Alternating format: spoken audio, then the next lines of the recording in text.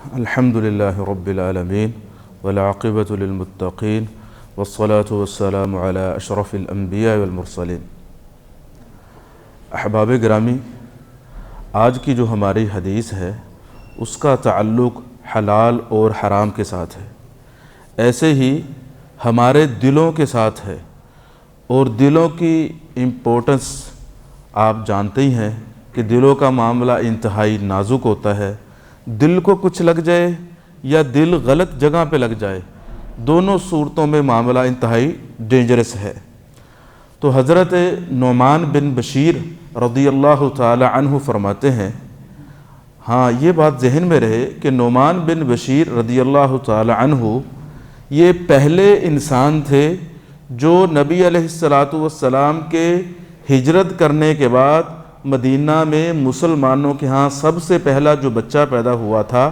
انصار کے ہاں، وہ حضرت نعمان بن بشیر رضی اللہ تعالی عنہ تھے۔ ایسے ہی جو مہاجرین صحابہ کرام تھے جو مکہ سے ہجرت کر کے آئے تھے، ان کے ہاں سب سے پہلا پیدا ہونے والا بچہ اس کا نام تھا عبداللہ ابن زبیر رضی اللہ تعالی عنہ۔ تو آج کی ہماری حدیث کے راوی ہیں حضرت نعمان بن بشیر رضی اللہ تعالی عنہ۔ انہوں نے نبی علیہ السلام سے تقریباً 100 حدیثیں بیان کی، ساری احادیث ہی انتہائی اہمیت کی حامل ہیں۔ ان میں سے ایک حدیث جو آج کا ہمارا لیسن ہے وہ حلال اور حرام سے متعلق ہے۔ تو فرماتے ہیں کہ نبی علیہ السلام نے فرمایا ان الحلال بین، کہ حلال چیزیں بالکل واضح ہیں، وان الحرام بین، اور حرام چیزیں بھی بالکل واضح ہیں، وبینہما مشتبہات، لیکن ان دونوں کے درمیان، حلال اور حرام کے درمیان کچھ چیزیں ایسی ہیں جو مشتبہ ہیں، لا يعلمہن کثیر من الناس، ان مشتبہ چیزوں کو بہت سے لوگ نہیں جانتے۔ فمن اتقى الشبہات فقد استبرأ لدینہ وعرضہ، جو انسان شبہات سے بچ گیا اس نے اپنے دین کو اور اپنی عزت کو محفوظ کر لیا۔ فمن وقع فی الشبہات وقع فی الحرام، جو انسان مشتبہ چیزوں میں داخل ہو گیا گویا کہ وہ حرام چیزوں میں داخل ہو گیا۔ اور ساتھ ہی محمد الرسول اللہ صلی اللہ علیہ وسلم نے فرمایا کالراعی یرعی حول الحمى، وہ انسان جو مشتبہ چیزوں میں داخل ہو جاتا ہے وہ اس چرواہے کی مانند ہے جو اپنی بکریوں کو ایک خاص چراگاہ کے قریب چرواتا ہے، قریب ہے کہ وہ اس چراگاہ میں اس کی بکریاں داخل ہو جائیں۔ اور ساتھ ہی نبی علیہ السلام نے فرمایا الا وان لکل ملک حما، لوگو خبردار ہو جاؤ، ہر بادشاہ کی ایک سلطنت ہوتی ہے، الا وان حمی اللہ معارمہ، ایسے ہی اللہ تعالیٰ کی سلطنت ہے، اللہ تعالیٰ کی ایک چراگاہ ہے، وہ کیا ہے؟ وہ اللہ تعالیٰ کی حرام کردہ چیزیں ہیں، ان سے بچنا ضروری ہے۔ اور پھر فرمایا الا وان فی الجسد مضغۃ، لوگو خبردار، انسان کی باڈی کے اندر ایک لوتھڑا ہے، اذا صلحت صلح الجسد کلہ، جب وہ گوشت کا چھوٹا سا ٹکڑا درست ہو تو سارا انسان کا جسم اور باڈی درست ہوتی ہے، وَإِذَا فَسَدَتْ فَسَدَ الْجَسَدُ كُلُّ، جب وہ گوشت کا لوتھڑا خراب ہو جائے تو ساری باڈی کام کرنا چھوڑ دیتی ہے، الا وہی القلب، لوگو وہ دل ہے۔ تو یہ جو حدیث ہے یہ انتہائی امپورٹنٹ ہے، اس کے اندر مین 3 چیزوں کا ذکر ہوا، کچھ چیزیں جو بالکل حرام ہیں، کچھ چیزیں جو بالکل حلال ہیں، اور کچھ چیزیں جو مشتبہ ہیں، ان دونوں کے درمیان ہیں۔ حلال چیزیں جیسے کھانا پینا حرام ہے،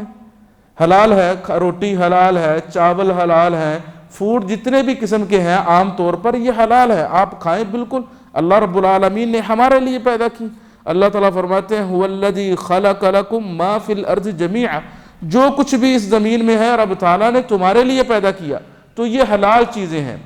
ایسے ہی کچھ چیزیں حرام ہیں، بالکل واضح ہیں، جیسے زنا حرام ہے، موسیقی حرام ہے، شراب پینا حرام ہے، اسی طرح اور بہت سی چیزیں ہیں بالکل واضح ہیں، خنزیر کا گوشت کھانا حرام ہے، سودی کاروبار حرام ہے، جھوٹ بولنا حرام ہے، غیبت کرنا حرام ہے، ظلم و زیادتی حرام ہے، چوری کرنا حرام ہے، لیکن ان دونوں کے درمیان، حلال اور حرام کے درمیان، اللہ رب العالمین نے کچھ چیزیں مشتبہ رکھی ہیں جن کے بارے میں محمد الرسول اللہ صلی اللہ علیہ وآلہ وسلم نے فرمایا لا يعلمهن كثير من الناس، بہت سے لوگ ان مشتبہ چیزوں کو نہیں جانتے۔ یہاں پر نبی علیہ السلام نے کہا بہت سے لوگ نہیں جانتے، یہ نہیں کہا سب لوگ نہیں جانتے۔ تو جو لوگ جانتے ہیں وہ کون ہیں؟ وہ علماء ہیں۔ وہ علماء ہیں جو مشتبہ چیزوں کو بھی جانتے ہیں کہ یہ چیز حلال ہے یا حرام ہے۔ مثال کے طور پر بینک میں جاب کرنا یہ حرام ہے شرعاً، کیونکہ بینک میں سودی کاروبار ہوتا ہے۔ سود لکھنے والا، لکھوانے والا، کھانے والا، کھلانے والا، جتنی بھی اس کی صورتیں بنتی ہیں سب حرام ہیں، لیکن کچھ مشتبہ چیزیں ہیں۔ مثال کے طور پر کوئی آدمی کہہ سکتا ہے جی میں بینک میں کام تو نہیں کرتا لیکن بینک کا چوکیدار ہوں۔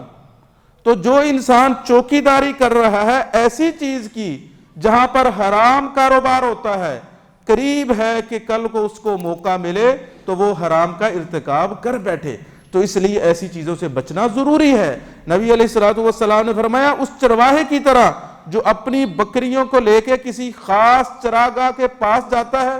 وہ کہتا ہے جی میں جاگتا ہوں، چوکنا ہوں، اپنی بکریوں کو چرا رہا ہوں، یہ تو عام جگہ ہے، فلاں آدمی کی چراگاہ میں داخل نہیں ہوں گا، لیکن انسان ہے، کمزور ہے، اس سے نیند آ جاتی ہے یا غافل ہو جاتا ہے، باتوں میں لگ جاتا ہے، تو ایسے ہی اس کی جہالت میں، اس کی غفلت میں اس کی بکریاں دوسرے آدمی کی چراگاہ میں داخل ہو جاتی ہیں۔ تو ایسے ہی جو بینک کی چوکیداری کر رہا ہے، جو یہ کہتا ہے کہ میں حرام سے بچا ہوا ہوں، ان قریب وہ حرام میں داخل ہوگا۔ جو بینک کے ملازم ہیں وہاں سے وہ سیلری لیتے ہیں، پے لیتے ہیں، وہ اس کو انوائٹ کریں گے آؤ ہمارے ہاں کھانا کھاؤ، کل کو اس کو وہاں پر جاب ملے گی، پروموشن ہوگی، کچھ بھی ہو سکتا ہے۔ ایسے ہی جو بینک کا ڈرائیور ہے، تو یہ مشتبہ چیزیں ہیں جن کے بارے میں محمد الرسول اللہ صلی اللہ علیہ وآلہ وسلم نے فرمایا فَمَنِ اتَّقَ الشُّبُهَاتِ فَقَدِ اسْتَبْرَأَ لِدِينِهِ وَعِرْضِهِ، جو مشتبہ چیزوں سے بچ گیا اس نے اپنے دین کو اور اپنے ایمان کو محفوظ کر لیا۔ تو ایسی چیزیں جو مشتبہ ہوں، جن کا حکم واضح نہ ہو، ان کو چھوڑ دینا چاہیے۔ ایسے ہی نبی علیہ السلام نے فرمایا کسب الحجام خبیث، جو حجام ہے، نائی ہے، اس کی جو کمائی ہے بے برکتی والی ہے، خبیث ہے، پاکیزہ نہیں ہے۔ ہاں 100% حرام نہیں کہہ سکتے اس کو، کیونکہ اس میں کچھ اچھے کام بھی ہوتے ہیں لیکن کچھ غلط کام بھی ہیں، وہ شیو کرتا ہے تو یہ ناجائز ہے۔ تو ایسی جو مشتبہ چیزیں ہیں ان سے بچنا ضروری ہے، بلکہ ایسا کوئی راستہ، ایسی کوئی بات، ایسا کوئی عمل جو دوسرے لوگوں کو شک و شبہ میں ڈال سکتا ہو وہ بھی آپ نہ کریں۔ صحیح بخاری کی حدیث ہے، حضرت صفیہ رضی اللہ تعالی عنہ فرماتی ہیں کہ میں رمضان کا مہینہ تھا، محمد الرسول اللہ صلی اللہ علیہ وسلم اعتکاف میں بیٹھے تھے، میں آپ کے پاس گئی ملنے کے لیے، جب واپس آنے لگی تو نبی علیہ السلام نے کہا چلو میں تمہیں چھوڑ آتا ہوں۔ جب واپس نکلی اندھیرا تھا، رات کا وقت تھا، دو صحابہ کرام نے دیکھا کہ میں نبی علیہ السلام کے ساتھ جا رہی ہوں، تو وہ جلدی جلدی چلنے لگے، تو نبی علیہ السلام نے کہا الا رسلکما، ٹھہر جاؤ، انہا صفیہ، یہ میری بیوی صفیہ ہے رات کے وقت جو میرے ساتھ ہے۔ تو وہ صحابہ کرام پریشان ہو گئے، انہوں نے کہا سبحان اللہ، اللہ پاک ہے، اللہ کے نبی، کیا آپ کے بارے میں ہم شک کر سکتے ہیں؟ آپ رات کے وقت کسی عورت کے ساتھ جا رہے ہیں؟ تو نبی علیہ السلام نے فرمایا ان الشیطان یجری فی الانسان کمجری الدم، شیطان انسان کی باڈی میں ایسے گردش کرتا ہے جیسے خون گردش کرتا ہے، کسی وقت بھی کسی کو شک شبہ میں ڈال سکتا ہے۔ اس لیے ایسے راستے جو شکوک و شبہات سے برے ہوں، ایسی چیزیں، ایسے کھانے، ایسے معاملات جو مشکوک ہوں، ان کو جو انسان چھوڑ دیتا ہے وہ اپنے ایمان کی اور اپنی عزت کی حفاظت کر لیتا، اور جو انسان ایسے معاملات سے نہیں بچتا وہ چرواہے کی طرح جس کی بکریاں دوسرے ریوڑ میں انٹر ہو جاتی ہیں، دوسری چراگاہ میں، تو ایسے ہی یہ انسان حرام میں داخل ہو سکتا ہے۔ اس حدیث کے آخر میں نبی علیہ السلام نے دل کی طرف اشارہ کیا کہ جسم میں ایک لوتھڑا ہے، گوشت کا ایک ٹکڑا ہے، اگر وہ درست ہو تو ساری باڈی اچھی طرح کام کرتی ہے، اگر وہ خراب ہو جائے تو انسان کی ساری باڈی کام کرنا چھوڑ دیتی ہے۔ نبی علیہ السلام نے فرمایا الا وان فی الجسد مضغۃ، لوگو خبردار ہو جاؤ، ہوشیار رہو، انسانی باڈی کے اندر ایک ٹکڑا ہے گوشت کا، اگر وہ درست ہو تو ساری باڈی درست ہوتی ہے، اگر وہ خراب ہو جائے تو ساری باڈی خراب ہو جاتی ہے۔ اسی وجہ سے جو اطباء ہیں، جو ڈاکٹر حضرات ہیں، وہ یہ کہتے ہیں کہ جو دل ہے یہ باڈی پارٹس کا بادشاہ ہے، جتنے بھی انسانی جسم کے اعضاء ہیں وہ سب اس کی رعایا ہے، اس کی عوام ہے، تو جو دل ہے وہ بادشاہ کی حیثیت رکھتا ہے، اگر بادشاہی بیکار ہو جائے تو عوام بالاولیٰ بیکار ہو جاتی ہے۔ اسی وجہ سے نبی علیہ السلام نے فرمایا ان اللہ لا ينظر الى صورکم واموالکم، لوگو رب تعالیٰ تمہاری شکل و صورت اور تمہارے مال و دولت کو نہیں دیکھتا، ولکن ينظر الى قلوبکم وَأَعْمَالِكُمْ، لیکن اللہ تعالیٰ تمہارے دلوں میں دیکھتا ہے، تمہارے اعمال کو دیکھتا ہے، تمہارے دلوں کے اندر ایمان کتنا ہے، تمہارے اعمال کیسے ہیں، کریکٹر و کردار کیسا ہے، شب و روز لیل و نہار کیسے ہیں، کاروبار کیسا ہے، چال چلن کیسا ہے،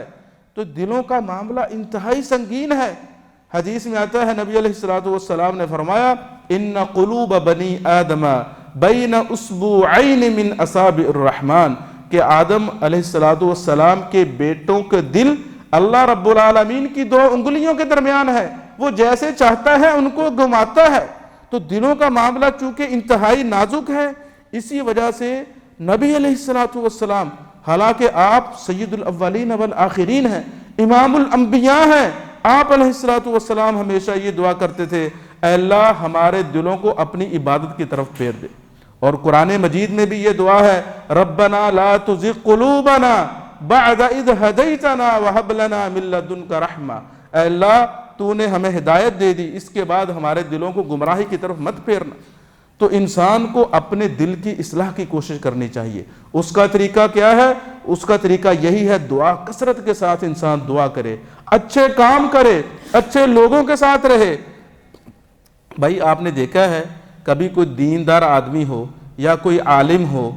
اس نے حجام کی دکان بنائی ہو، کوئی دیندار آدمی، چلے عالم نہیں، کوئی دیندار آدمی، اس نے ایک جو ہے سالون کھولا ہو، کوئی حجام ہو، نہیں، کیونکہ یہ مشتبہ چیزیں ہیں۔ تو جن لوگوں کے دل زندہ ہوتے ہیں، دلوں میں ایمان ہوتا ہے، دلوں میں ایمان ہوتا ہے، وہ لوگ ایسے کام نہیں کرتے۔ تو اس لیے ہمیں حلال اور حرام کا پتہ ہے، حلال کرنا ہے اور حرام سے بچنا ہے۔ درمیان میں جو مشتبہ چیزیں آتی ہیں، جن کا حکم ہمارے لیے واضح نہیں، ان کو چھوڑ دینے میں عافیت ہے، اور اپنے دلوں کی حفاظت کرنا یہ انتہائی ضروری ہے۔ اس کا طریقہ یہ ہے کہ انسان اچھے لوگوں کے ساتھ رہے، علماء کے ساتھ رہے، اور اپنے رب سے ہمیشہ دعا کرے اے اللہ تو نے مجھے پیدا کیا، میرے دل کو بھی پیدا کیا، اسے ہمیشہ ہدایت کی طرف رکھنا، گمراہی سے بچانا۔ یہ تھا ہمارا آج کا لیسن۔ دعا ہے اللہ تعالیٰ مجھے بھی اور آپ کو، ہم سب کو ان باتوں پر عمل کی توفیق عطا فرمائے۔ وآخر دعوانا ان الحمدللہ رب العالمین۔